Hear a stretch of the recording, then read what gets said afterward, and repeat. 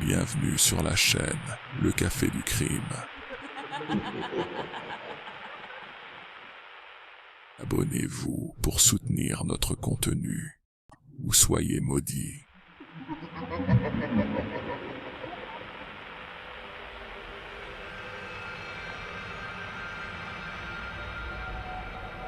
Bienvenue.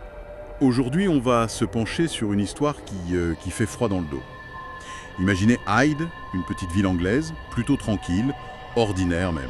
Oui, le genre d'endroit où tout le monde se connaît, où il ne se passe jamais grand-chose, en apparence. Exactement. Sauf que, voilà, un jour, une série de décès commence. Des personnes âgées, souvent seules, qui meurent chez elles, soudainement. Crise cardiaque, c'est le diagnostic officiel. Mais ça commence à faire beaucoup de crises cardiaques, non? La vague enfle, ça devient bizarre, inexplicable. C'est ça. Une atmosphère lourde s'installe. Certains habitants parleront d'un vrai cauchemar, ce sentiment diffus que quelque chose tue les habitants. L'angoisse monte. On imagine bien l'ambiance. Et au cœur de tout ça, il y a un homme. Le docteur Harold Shipman, le médecin de famille local.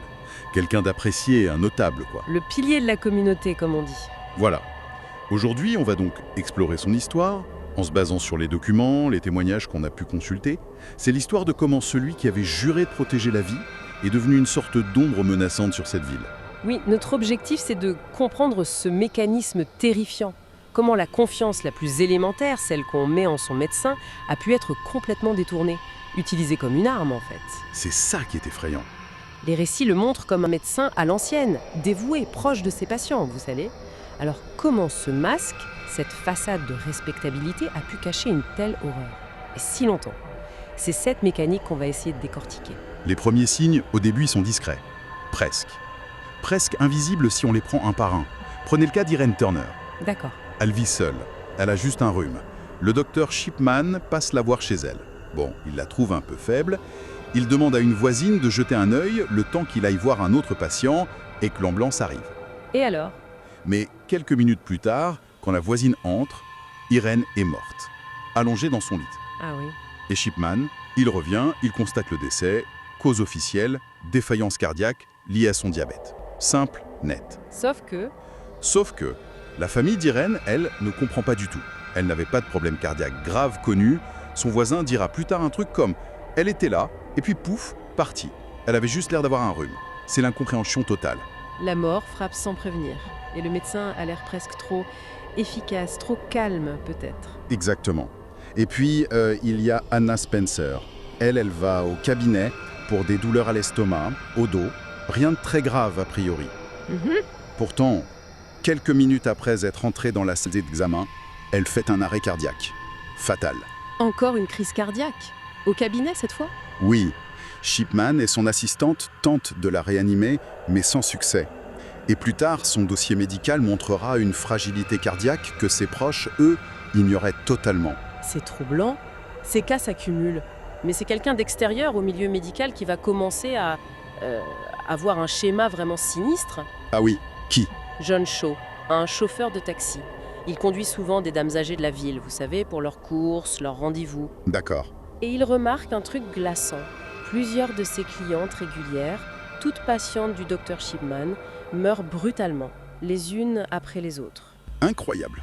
Il racontera: ces femmes étaient dans mon taxi quelques jours à peine avant de mourir. Il est tellement frappé qu'il se met à faire une liste de leurs noms. L'angoisse, là, elle monte clairement d'un cran. On imagine. Et il n'est pas le seul à s'inquiéter alors? Non, d'autres commencent à avoir des doutes, mais sans oser trop le dire. Il y a le révérend, Dennis Mort. Lui, il remarque que des fidèles, des habitués de la messe du dimanche, disparaissent subitement.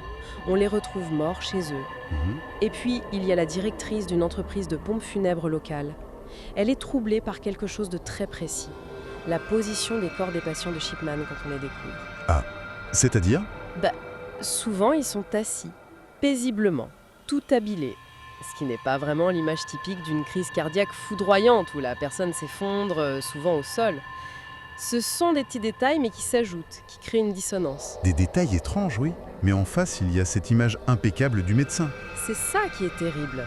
Les témoignages sont unanimes au début, celui du médecin de la vieille école, celui qui aimait s'occuper de ses patients du berceau à la tombe. Il prenait son temps, faisait des visites à domicile, il créait un vrai lien. L'image parfaite du bon docteur. Un homme merveilleux et attentif, c'est ce qui ressortait. L'incarnation même de la confiance médicale, vraiment. Et alors, comment c'était possible? Qu'est-ce qui se cachait derrière cette façade? Il devait bien y avoir quelque chose. Oui, et son passé donne quelques pistes troublantes, même si elle n'explique pas tout, bien sûr. Son enfance est marquée par sa mère, Vera, très présente, peut-être un peu étouffante. D'accord. Elle tombe malade, un cancer. Et elle meurt quand Harold a 17 ans. Ça semble être un choc majeur pour lui. On imagine, hein, à cet âge-là. Et pendant sa maladie, il observe et apparemment il est fasciné par le médecin qui vient administrer de la morphine à sa mère pour la soulager. Il est comme une fascination pour le pouvoir du médecin et pour la morphine elle-même. Une fascination. Morbide un peu. On peut dire ça. Certains récits parlent même d'un sentiment de soulagement, un peu étrange presque, enivrant qu'il aurait ressenti à la mort de sa mère. C'est assez dérangeant. Un soulagement. Et c'est très dérangeant. Absolument. Et sa personnalité change après ça. L'adolescent plutôt introverti devient un jeune homme très extraverti, presque exubérant. Il commence ses études de médecine et déjà, au tout début de sa carrière, à l'hôpital de Pontefract, il y a des décès qui interpellent, des morts suspectes. Déjà là. Oui. Et puis, on découvre qu'il est dépendant au Démérol, un analgésique puissant, un opiacé. Il vole des médicaments, il falsifie des ordonnances pour s'en procurer, il se fait prendre et il est condamné en 1975. Condamné? Attends, mais comment il a pu continuer à être médecin après ça et s'installer tranquillement à Hyde? C'est une des questions clés et une des plus effrayantes de cette histoire. Il n'a eu qu'une amende et une obligation de cure de désintoxication. Le Conseil médical général, l'ordre des médecins britanniques en gros, le laisse exercer. Mais c'est incroyable. Mais malgré une condamnation pour toxicomanie et pour falsification, celui qui allait devenir le docteur de la mort a pu continuer sa carrière.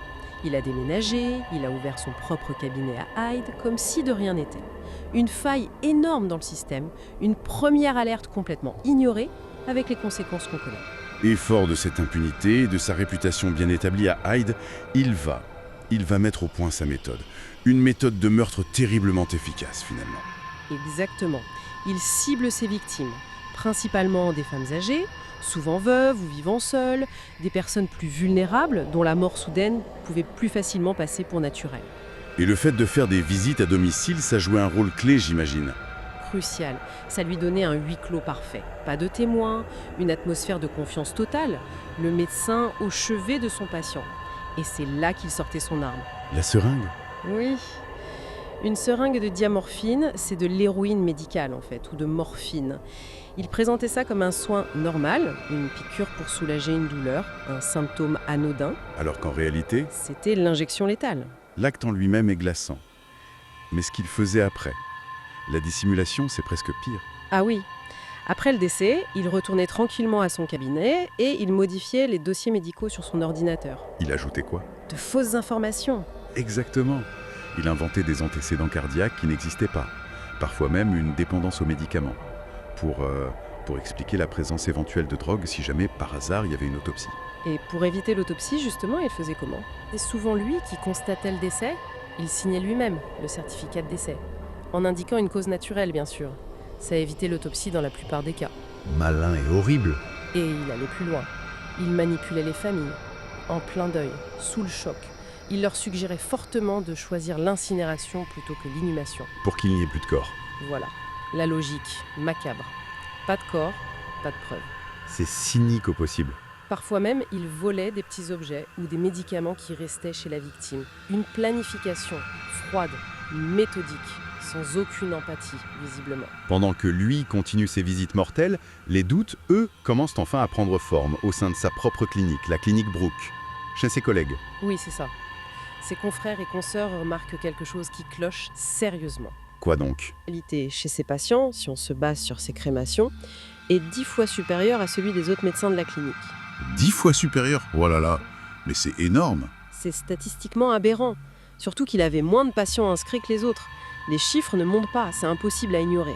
Comment ils réagissent? Ça doit être terrible d'imaginer qu'un collègue... C'est extrêmement difficile pour eux.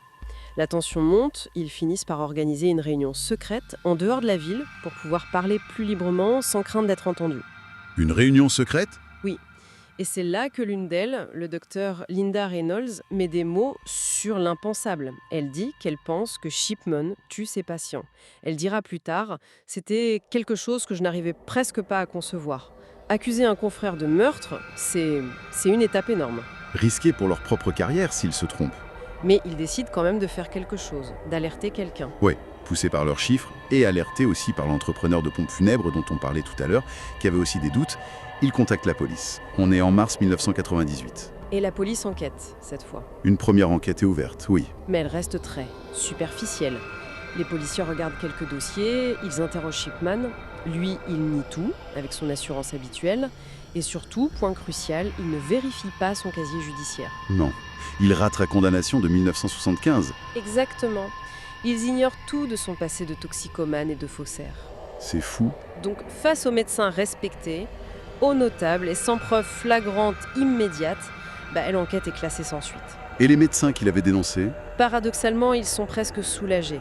Ils espéraient au fond s'être trompés. Un médecin expliquera plus tard « On se refuse à croire qu'un confrère puisse tuer ses patients. C'est humain, quelque part. » Mais Shipman, lui, il se sent probablement renforcé dans son impunité, intouchable. Et c'est là qu'il va faire l'erreur fatale. L'erreur qui va tout faire basculer, oui. Et cette erreur, elle a un nom, Kathleen Grundy. Kathleen Grundy, racontez-nous. C'est une ancienne mère de Hyde. Elle a 81 ans. Mais attention, pas du tout une vieille dame fragile et isolée. Au contraire, elle est décrite comme très active, en pleine forme. Elle faisait des kilomètres à pied tous les jours. D'accord.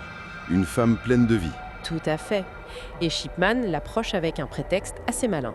Il lui dit qu'il mène une étude sur le vieillissement en bonne santé et qu'il aimerait bien l'inclure dans son étude. C'est le prétexte parfait pour une visite à domicile. Le cheval de Troie, en quelque sorte. Exactement.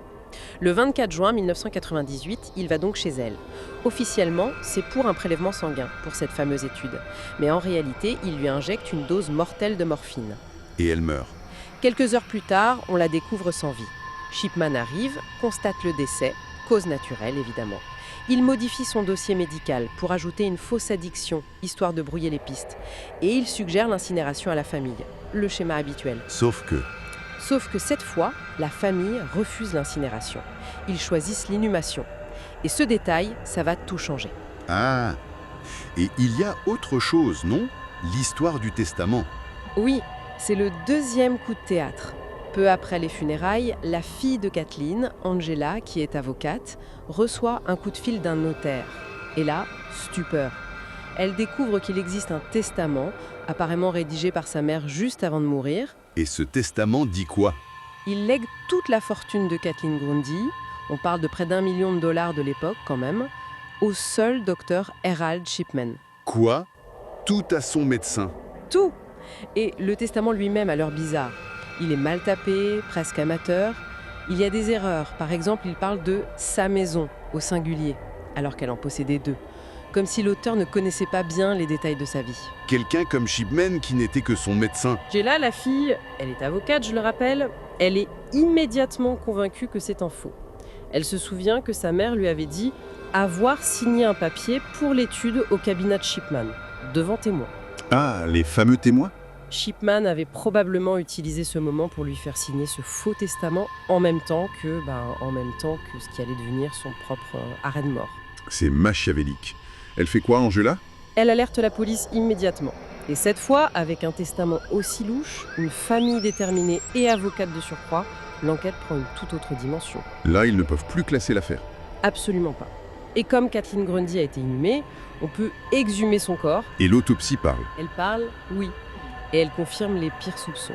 Kathleen Grundy a été tuée par une dose massive de morphine ou de diamorphine.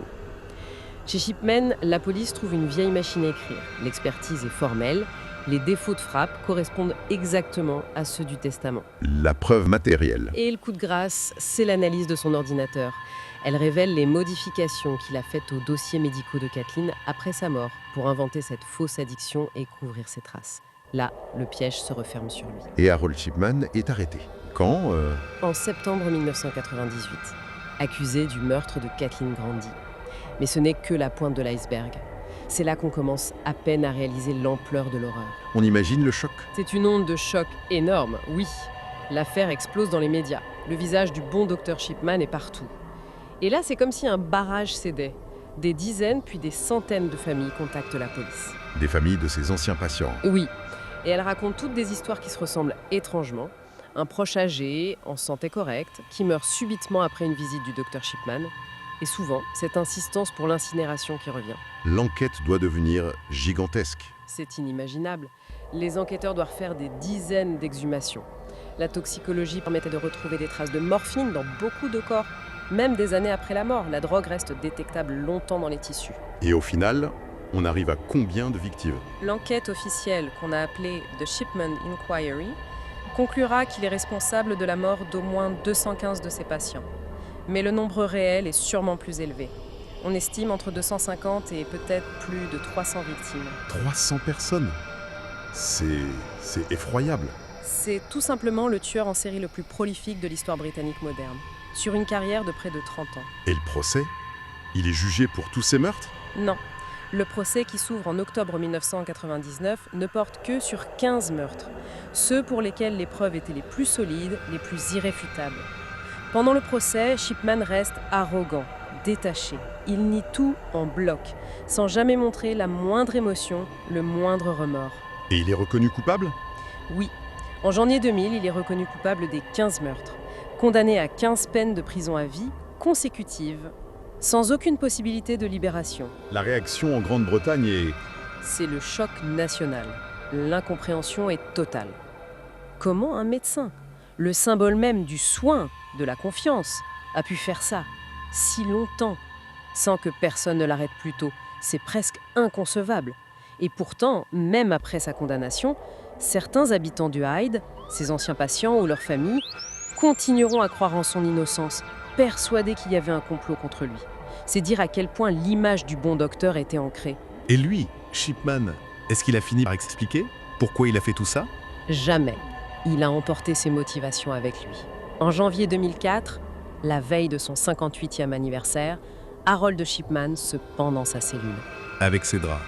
Un dernier acte. Un dernier acte de contrôle, peut-être. Apparemment, il s'était arrangé pour que le moment de sa mort permette à sa femme de toucher l'intégralité de sa pension de médecin.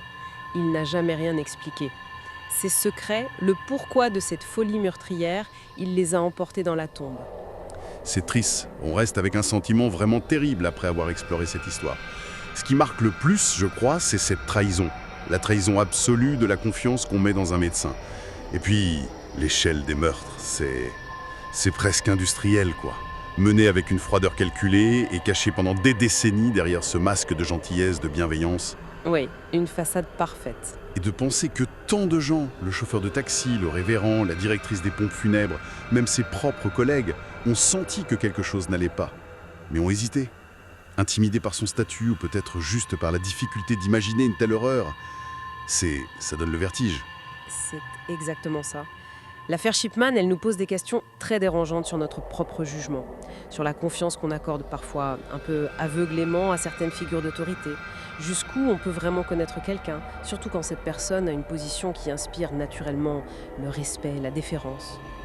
Et puis comment une communauté entière, comment notre société peut rester si longtemps aveugle face à l'inimaginable qui se passe juste sous ses yeux. C'est une pensée qui laisse un profond malaise, une vraie interrogation sur notre capacité à voir derrière les apparences et sur les failles des systèmes qui sont censés nous protéger.